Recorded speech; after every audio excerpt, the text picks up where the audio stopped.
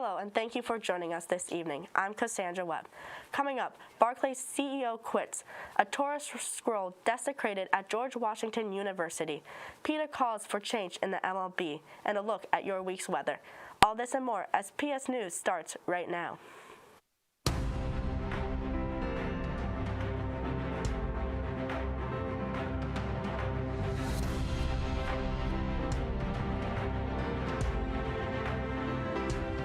Here's what's happening around the world.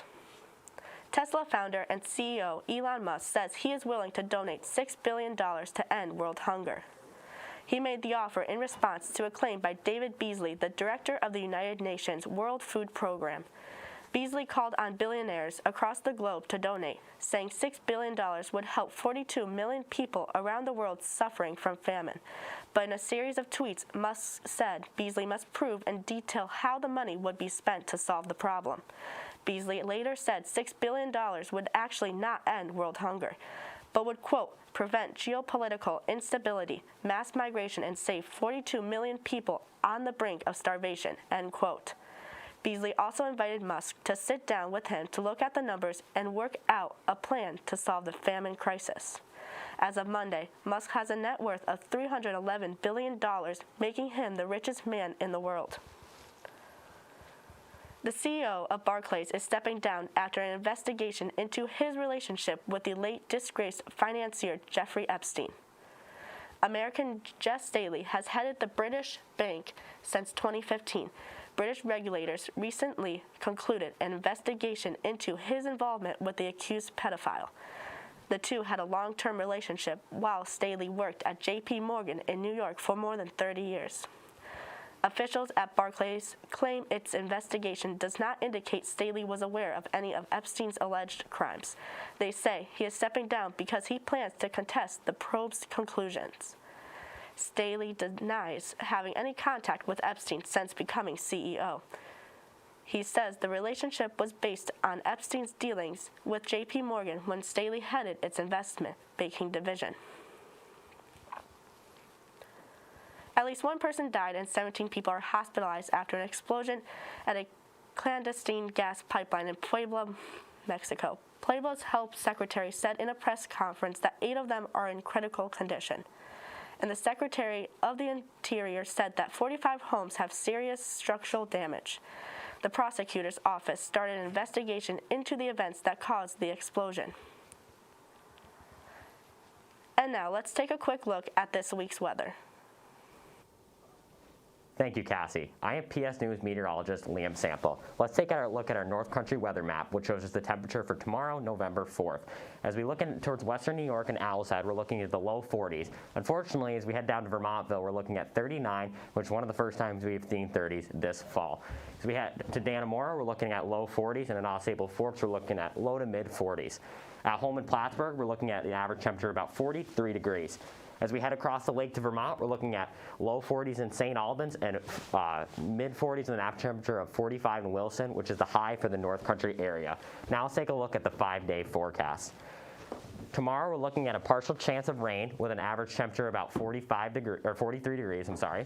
And as we head towards the weekend, it can be defined by 3 words: clouds, clouds, and more clouds. On Friday, we're looking at partially cloudy with mid 40s temperatures. On Saturday, it gets a little warmer, still with those clouds, of course, but a temperature around low 50s.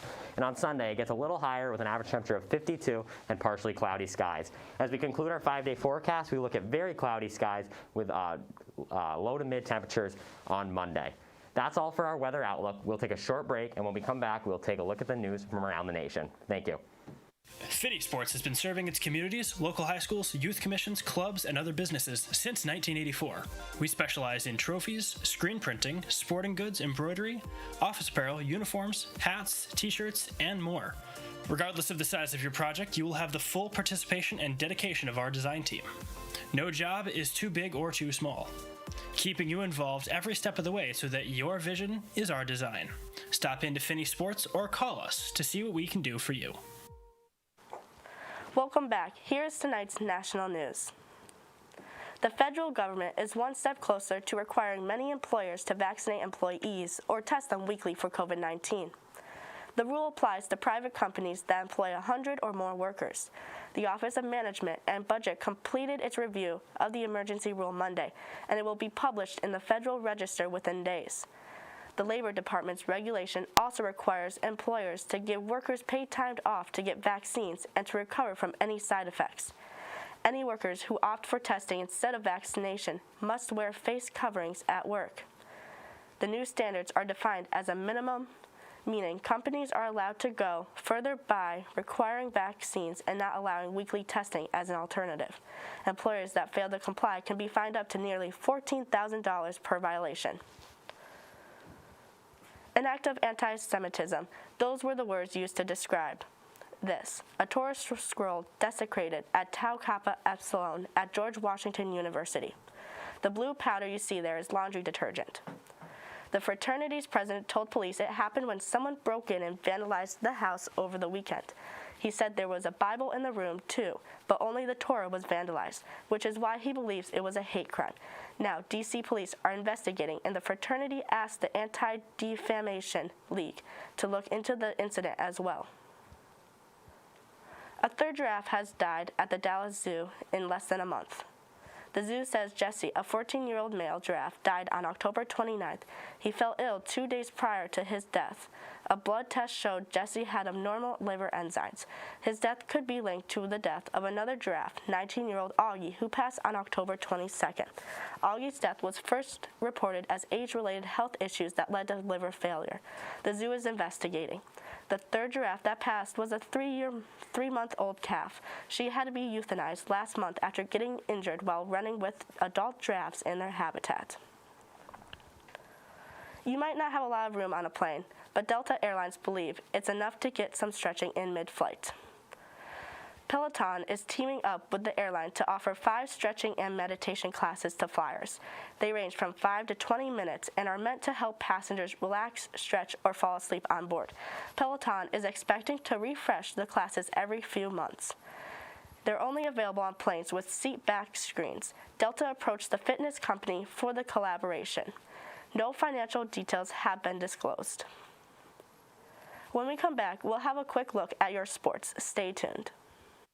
Hello, my name is John Lynch. I'm the president of the school's animation club.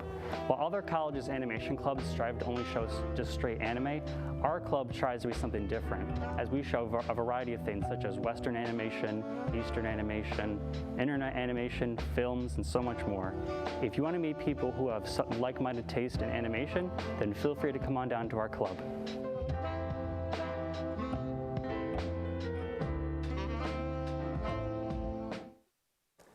Welcome to PS Sports. I'm Charlyn Garcia.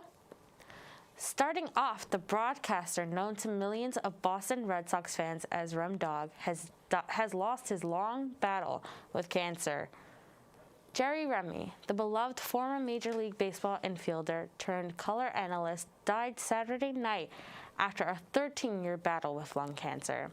Remy spent more than 40 years with the Red Sox organization as a player, coach, and broadcaster. He had been the key baseball analyst on the New England Sports Network since 1988. The Red Sox Hall of Famer is survived by his wife, Phoebe, his sons, a daughter, and his 2 grandchildren. Remy was 68 years old. Boston Celtics censor Enes Kanter is stepping up his criticism of China's human rights abuses. Kanter posted pictures of a customized pair of shoes with the slogans calling for the upcoming 2022 Olympics to be moved out of China on Twitter Saturday. Since last week, the 29-year-old NBA star has been attacking the Chinese government on social media over what he's calling slave labor camps of Uyghur Muslims. China has denied allegations of human rights abuses and has pushed back against Kanter's canceling the broadcast of Boston Celtics games there this season. The Beijing Winter Olympics Games are scheduled to start February 4th. Certain terminology has been challenged over the last year, and now PETA is pointing out a concern within the sport of baseball. As the World Series continues on, the People for the Ethical Treatment of Animals is calling on Major League Baseball to retire the term bullpen. The animal rights organization released a statement that said the term, which indicates where relief pitchers warm up, references the holding area where terrified bulls are kept before slaughter, and it should be removed from the baseball language. The alternative suggest was arm barn, which it thinks is more modern and animal friendly. PETA even changed its name on Twitter to arm barn. The term bullpen has been associated with baseball for at least a century.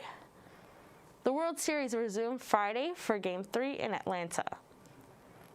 The Braves would go on to win the World Series in 6 games, going 4-2 over the Houston Astros. That's all for sports. Let's start back to the desk with Cassie. It looks like that's all the time we have for tonight. Be sure to check out the Plattsburgh State TV YouTube to watch all of our programming, including this broadcast. You can catch the second episode of The Highlight Reel, produced by Aaron Smith and Jeff Koff, tonight at 7:30 on our YouTube page. Now, whether you're watching from home or on the go, you can find PS News on social media at PS Newsroom and all our shows at Plattsburgh State TV. Have a good night, Plattsburgh.